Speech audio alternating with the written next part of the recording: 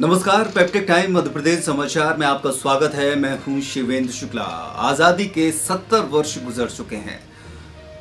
विकास के तमाम वादे और बड़ी बड़ी बातें की जाती हैं, लेकिन अगर धरातल पर देखा जाए तो बहुत सारी तस्वीरें ऐसी हैं जिनको देखकर आप आश्चर्य करेंगे। जी हाँ, कुछ ऐसे गांव अभी भी हैं जहां पर लोगों को आवागमन की सुविधा मुहैया नहीं है।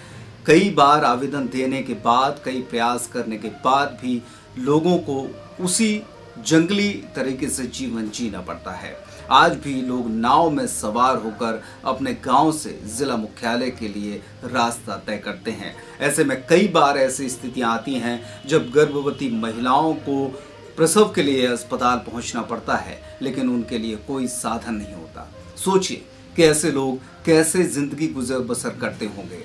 हालांकि जब चुनाव आता है तो सभी लोग बड़े बड़े वादे करके यहाँ पहुँचते हैं और उसके बाद फिर 5 साल के लिए मुंह मोड़ लेते हैं। मध्य प्रदेश के पन्ना और छतरपुर के मझधार में फंसे गांव लालर ग्राम पंचायत की बात आज हम आपके समक्ष कर रहे हैं।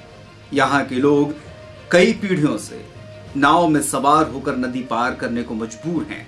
ग्रामीण कहते हैं कि आजादी के बाद भी लालर ग्राम पंचायत सहित 3 गांव टपरियन, भवानीपुरा और राजापुरवा को मुख्य मार्ग से नहीं जोड़ा गया। इन गांवों में सड़क और स्वास्थ्य सुविधा नहीं है। कई बार गर्भवती महिलाओं की जान चली जाती हैं। जननी एक्सप्रेस और डायल 100 जैसी सुविधा का लाभ भी ग्रामीणों को नहीं मिल रहा। पन्ना जिले के अंतिम छोर पर बसा ये गांव आज भी विकास के लिए मोहताज है। कहने को तो लालर ग्राम पंचायत पन्ना जिले में है, लेकिन पन्ना टाइगर रिजर्व के घने जंगलों के बीच बसे इन गांवों के ग्रामीणों को पन्ना मुख्यालय जाने के लिए सड़क भी नहीं है। बताया गया कि पन्ना टाइगर रिजर्व द्वारा रास्ता बंद कर दिया गया है। ऐसे में ग्रामीण करें भी तो क्या?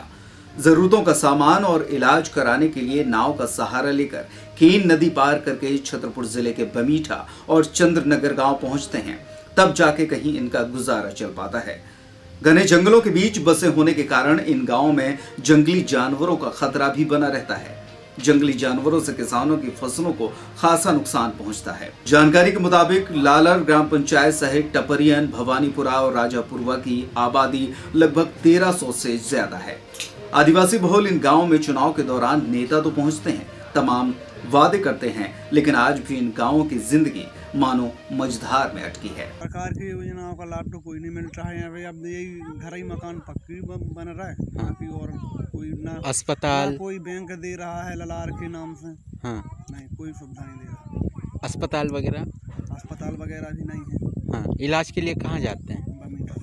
बमीठा जाते हैं। आज भी ग्रामीण इंतजार कर रहे हैं कि आखिर कोई मसीहा आएगा और उनकी नैया पार लगाएगा। ग्रामीणों ने बताया कि कई बार जनप्रतिनिधियों से लेकर अधिकारियों से गंभीर समस्या को लेकर बात की है, लेकिन अभी तक इस दिशा में कोई ठोस कदम नहीं उठाए गए। यहाँ का है दूध की ज़्यादा व्यवस्था, दूध की है ज़्यादा। यहाँ निकलने से अपन जाते हैं यहाँ से तो 4 महीना अपन खुद बहुत परेशान हो जाती है। कैसे जाते हैं? नाव से ही निकलते हैं। नाव से ही निकलते हैं। कब से निकल रहे हैं? अब ये निकल रहे हैं 2-3 महीना हो गया। वर्षों से ग्रामीण नाव के सहारे केन नदी पार करने को मजबूर हैं। वे नदी पार करके ही अपने गांव में पहुंच पाते हैं और अगर उन्हें जिला मुख्यालय आना होता है तो एकमात्र यही सहारा है। देखना होगा कि मामला उजागर होने के बाद अब छतरपुर और पन्ना के बीच मझधार में बसे इन गांव के ग्रामीणों की समस्याओं का समाधान कब तक हो पाता है। आखिर इनकी नैया पार लग पाएगी या फिर ये यूं ही मझधार में डोलते रहेंगे। ये ललार गांव किस जिले में आता है? पन्ना।